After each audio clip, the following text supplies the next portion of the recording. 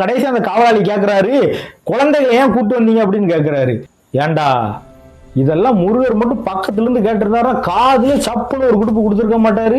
Hi மச்சான், நானும் உங்கள் ஏஜ். இந்த வீடியோவில் நம்ம என்ன பார்க்க போறோம் அப்படின்னா, திருச்செந்தூர் முருகன் கோயிலில் உள்ள வசதிகள் நல்லா இருக்கா, இல்ல திருப்பதி ஏழுமலையான் கோயிலில் உள்ள வசதிகள் நல்லா இருக்கா, அறநிலையத்துறை ரெண்டு பக்கமும் எப்படி செயல்படுது, அதாவது தமிழ்நாட்டிலே ஆந்திராவிலும் எப்படி செயல்படுது, இதனால மக்களுக்கு என்ன யூஸ், இதனால மக்களுக்கு என்ன பிரச்சனை அப்படிங்கிற ஒரு முக்கியமான வீடியோ தான் இந்த வீடியோ. நீங்க திருச்செந்தூர் இல்ல திருப்பதி போகணும்னு நினைச்சிட்டு இருக்கீங்களா? இந்த வீடியோவை ஃபுல்லா பாருங்க.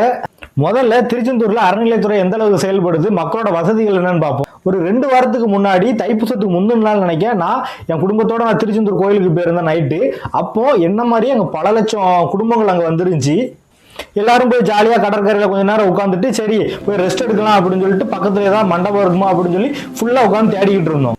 எங்கேயுமே மண்டபம் இருந்த மாதிரி தெரியல. ஒரு சில சின்ன சின்ன மண்டபங்கள் இருந்துச்சு. அங்க ஆளுங்க ஏற்கனவே நிறைய பேர் படுத்து தான் கிடக்காங்க. ஏன்னா அது பல லட்சம், ஒரு 10 லட்சம் பக்தர்களுக்கு மேல கூடக்கூடிய ஒரு இடம். அதுல மொத்தமாவே அந்த மண்டபத்துல படுத்து கிடந்ததுன்னு பாத்தீங்கன்னா ஒரு 500 பேருக்கு உள்ளதான் படுத்து கிடந்திருப்பாங்க.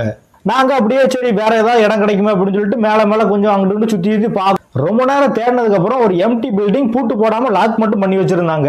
ஆனா அந்த லாக்குக்கு உள்ள நாங்க போகவா வேண்டாமா அப்படின்னு சொல்லி நாங்க யோசிச்சுட்டு இருந்தோம். தைப்பூசத்துக்கு முந்தின நாள் திருச்செந்தூர் கோயில் இருந்தவங்களுக்கு நல்லாவே தெரியும். நைட்டு 1 மணி போல சாரல் மழை அடிக்க ஆரம்பிச்சுது. மழை பெய்யுதுன உடனே லாக் மட்டும் பண்ணி வச்சிருந்த அந்த பில்டிங்கோட கேட்டை திறந்து நாங்க 4 பேரும் உள்ள போய் படுத்துட்டோம். நாங்க படுக்கிறத பார்த்து பக்கத்துல ஒரு ஃபேமிலி, அது ஒரு 20-25 பேருக்கு மேல இருப்பாங்க. அவங்கள சிறு குழந்தைகள் தான் ஜாஸ்தியா இருந்தாங்க. கிட்டத்தட்ட சொல்ல போனா ஒரு 7-8 சின்ன குழந்தைகிட்ட இருப்பாங்க. எல்லாருக்குமே ஒரு 5ல இருந்து ஒரு 10-12 வயசுக்குள்ளதான் இருக்கும்.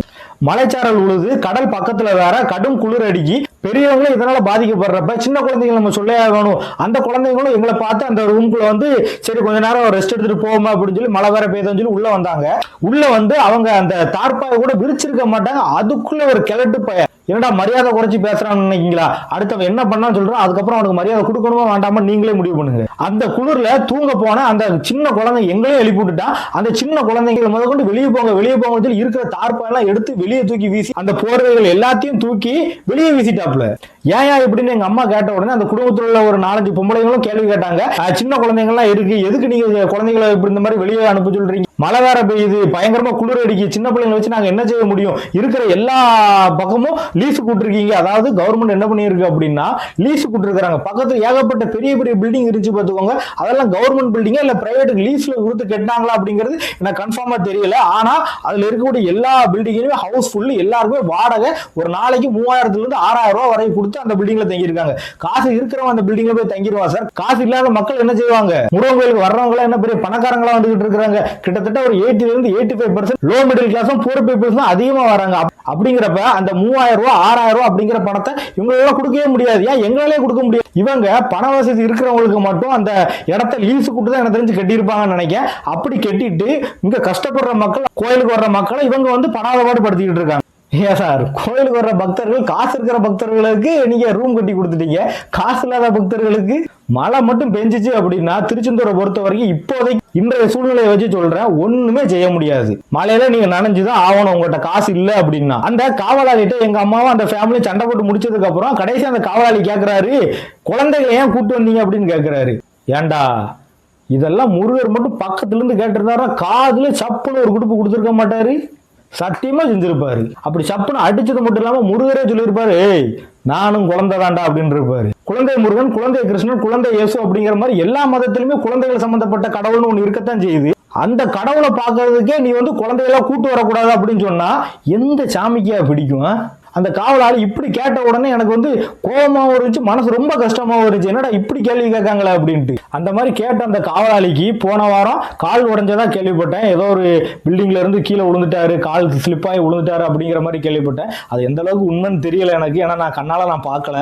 அப்படி மட்டும் அந்த ஆளுக்கு நடந்திருந்தா அப்பனே முருகா யூ ஆர் கிரேட். அடுத்து திருப்பதி போகணும்னு நினைக்கிறவங்களுக்காண்டி நான் சொல்றேன். 7 வருஷத்துக்கு முன்னாடி கிட்டத்தட்ட ஒரு 2018 இல்ல 19 தெரியல சம்திங், அந்த டயத்துல தான் நான் என் ஃபேமிலியோட திருப்பதிக்கு நான் போயிருந்தேன். அதுதான் எனக்கு மட்டும் இல்ல, என் ஃபேமிலியில் உள்ள எல்லாருக்குமே ஃபர்ஸ்ட் டைம் திருப்பதி. கீழ் திருப்பதியில இறங்கி கொஞ்சம் தூரம் தாங்க நடந்து போயிருப்போம். அதுக்குள்ளே பாத்தீங்கன்னா அந்த கவர்மெண்ட், ஆந்திரா கவர்மெண்ட் பயங்கரமான ஒரு கட்டடம் கட்டி வச்சிருக்காங்க. சூப்பரான ஒரு பில்டிங், ஆடிட்டோரியம் மாதிரி பயங்கர பெருசு, ரொம்ப பெருசா இருந்துச்சு. நான் எவ்வளவு தூரம் போகுதுன்னு கூட என்னால பார்க்க முடியல, அந்த அளவுக்கு பெருசா இருந்துச்சு. அதுல வர்ற எல்லா பக்தர்களும் ஃப்ரீ, நீங்க ஃப்ரீயா பாத்ரூம் யூஸ் பண்ணிக்கலாம், ஃப்ரீயா தூங்கிக்கலாம், சார்ஜர் போட்டுக்கலாம், எல்லா வசதியும் உங்களுக்கு இருக்கும். ஆனா திருச்செந்தூர் முருகன் கோயில்ல அந்த ஃப்ரீ ரூமுக்கு போயிட்டு பாத்ரூம் போயிட்டு அப்புறம் சாப்பிட்டுட்டு குளிச்சுட்டு அப்புறம் மேலே ஏறுவோம் அப்படின்னு சொல்லி மலையில கொஞ்சம் தூரம் தான் ஏறிக்கிட்டு இருக்கும். மலை ஏற ஆரம்பிச்சதுல இருந்து கொஞ்சம் தூரத்திலேயே சாப்பாடு கொடுக்க ஆரம்பிக்கிறாங்க. எப்படின்னா ஒரு 100-200 மீட்டர் கூட இருக்காது, அதுலயே சாப்பாடு கொடுக்குறாங்க.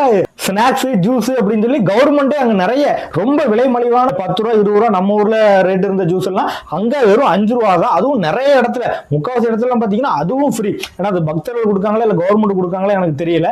ஆனா நிறைய இடத்துல திருப்பதியை பொறுத்த வரைக்கும் ஃப்ரீயா தான் சாப்பாடு கொடுக்குறாங்க, ஃப்ரீயா ரோஸ் மில்க் கொடுக்குறாங்க. மேல பேருக்கும் அங்கேயும் இலவச சாப்பாடு போட்டாங்க. இது நம்ம திருச்செந்தூர் கோயில் நம்ம தமிழ்நாட்டில் உள்ள எல்லா கோயிலையும் உண்டு இலவச சாப்பாடு. டெய்லி 2 நேரமாவது குறைஞ்ச சாப்பாடு போடுவாங்க. அதே மாதிரி அந்த திருப்பதியில் உள்ள கோயில்ல நல்லா சாப்பிட்டுட்டு சரி ரைட்டு கொஞ்சம் மறுபடியும் மலை ஏறுவோம் அப்படின்னு சொல்லிட்டு சாப்பிட்டுட்டு கொஞ்சம் தூரம் மலை ஏறுவோம். மேல போயிருக்கும் அங்க ஒரு இடத்துல ஃப்ரீயா சாப்பாடு போட்டுக்கிட்டு இருக்காங்க. இங்க வந்து தயிர் சாதமும் லெமன் சாதமும் என்னமோ போட்டாங்க.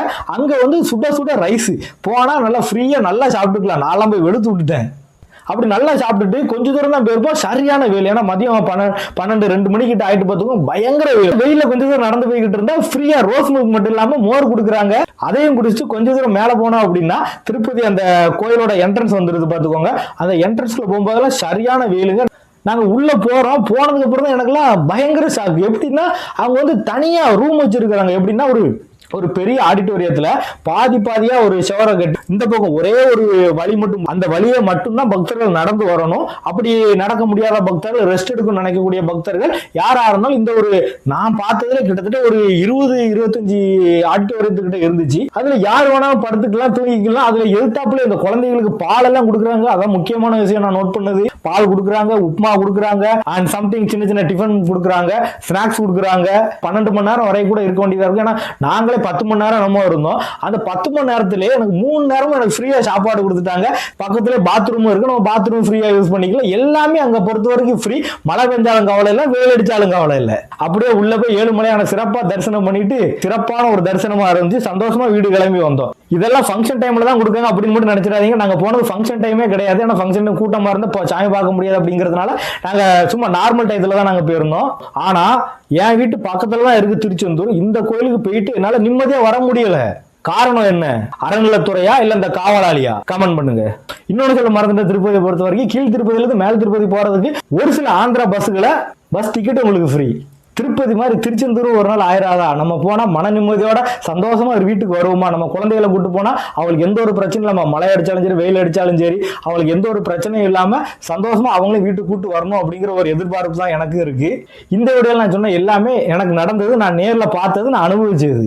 என்னை பொறுத்த வரைக்கும் பாத்தீங்கன்னா ஆந்திராவில் உள்ள அறநிலையத்துறை தி பெஸ்ட். இப்ப நான் சொன்னதெல்லாம் உனக்கு புரிஞ்சதாடா மச்சான்? கமெண்ட் பண்ணு. நன்றி.